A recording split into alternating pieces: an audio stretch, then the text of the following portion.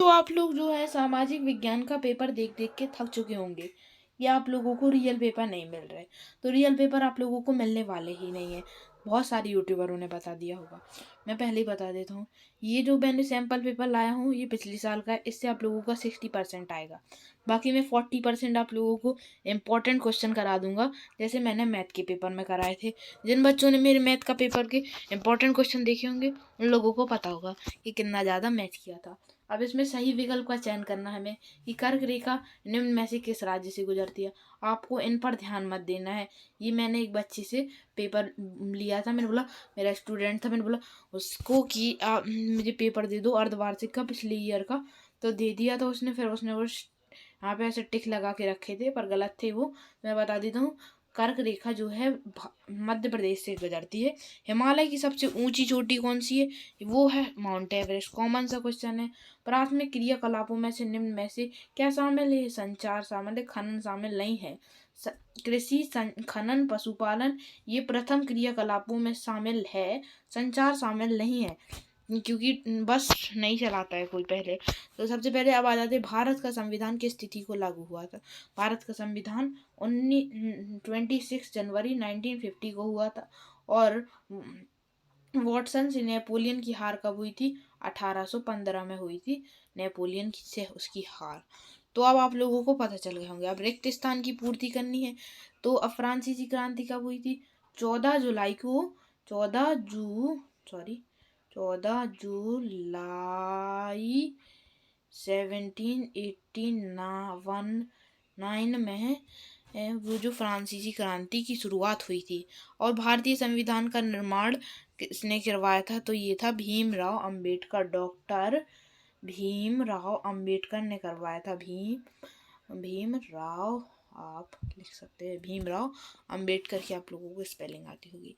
Nelson Mandela का संबंध मुख्यतः लोकतांत्रिक दक्षिण अफ्रीका से है। लोकतांत्रिक देश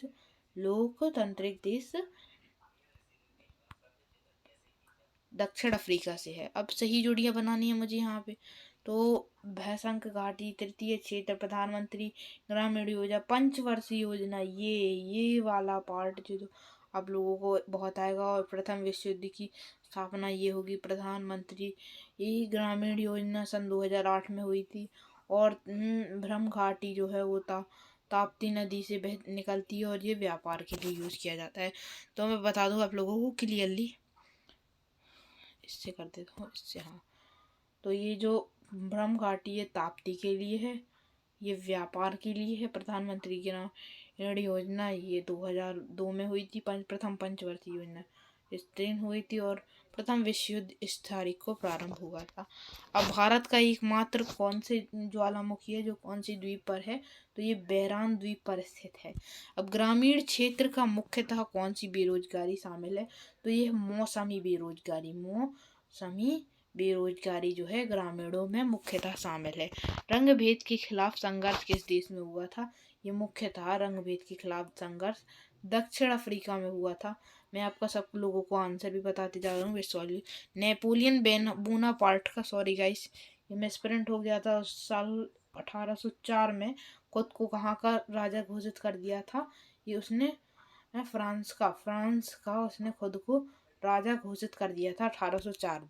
अब दास प्रथा क्या है? दास प्रथा को मानव समाज की पराकाष्ठा भी कहा जाता है। इसमें मानव द्वारा मानव का ही शोषण किया जाता है। और क्या बोलते इसको, दास प्रथा को वो फिर दास प्रथा मानव समाज की सबसे भयावह प्रथा के रूप में है। फ्रांसीसी क्रांति मुख्यतः दो महीने में हुई थी। 1 जुलाई की क्रांति, 1 अक्टूबर की क्रांति, यही लिख सकते हैं आप। और गृह युद्ध से क्या तात्पर्य? गृह युद्ध जो आपसी देशों में होने वाले युद्ध, या वो देश जो पहले एक ही देश के हिस्से रहे होंगे और उनके बीच में युद्ध को हम गृह युद्ध कह सकते हैं। लोकतंत्र की परिभाषा करना है तो मतलब डेमोक्रेसी आप कह सकते हैं। डेमो का अर्थ होता है लोग और क्रेजी का अर्थ होता है शासन। और लोक का होता है अर्थ लोग और तंत्र का होता है शासन। लोगों का शासन होगा लोकतंत्र की परिभाषा। भारत में मताधिकार के लिए न्यूनतम आयु क्या है? वो है 18 वर्ष। फ्रांसीसी क्रांति की शुरुआत निम्न परिस्थितियों में हुई थी, बहुत सारी परिस्थितियों में, और ये इसका बड़े-बड़े सॉल्यूशन है आप लोगों को तो मैं बता दे दूँगा आप लोगों को कि फ्रांसीसी क्रांति की शुरुआत, उनके यहाँ 3 स्टेट थे।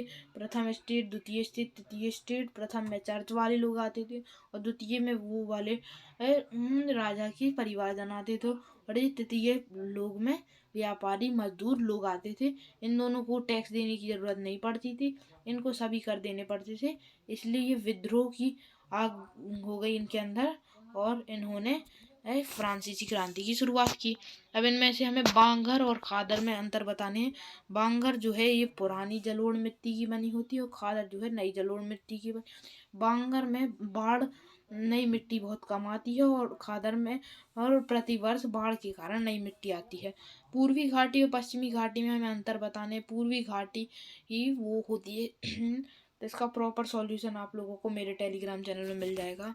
अभी यहाँ पे वीडियो लंबी हो रही है तो मैं बता देता हूँ। भारत का भू स्थापन और भारत के उत्तरी मैदानों का वर्णन करना है। वेरी सिंपल क्वेश्चन आप लोगों को फर्स्ट चैप्टर में देखने को मिल जाएगा।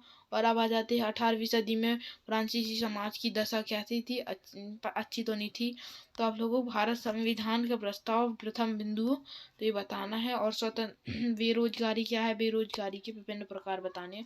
19 वाला देख के चलिए। नेपोलियन का उद्गम कैसे हुआ और कैसे समझा जा सकता है उसे। हिंद महासागर की केंद्रीय स्थिति से हमें किस प्रकार का लाभ प्राप्त होता है? तो अनेक प्रकार का लाभ प्राप्त होता है। बहुत बड़ा आंसर है, समझाने बैठूंगा तो कम से कम 15 मिनट की वीडियो हो जाएगी और आप लोग पूरी वीडियो देख नहीं सकते। इसलिए थैंक्स फॉर वॉचिंग। फिर मिलते हैं आप लोगों से सॉल्यूशन में, और जितने मैंने सॉल्यूशन छोड़ दिए हैं वो मैं नेक्स्ट वीडियो में लेके आ जाऊंगा। Thanks for watching.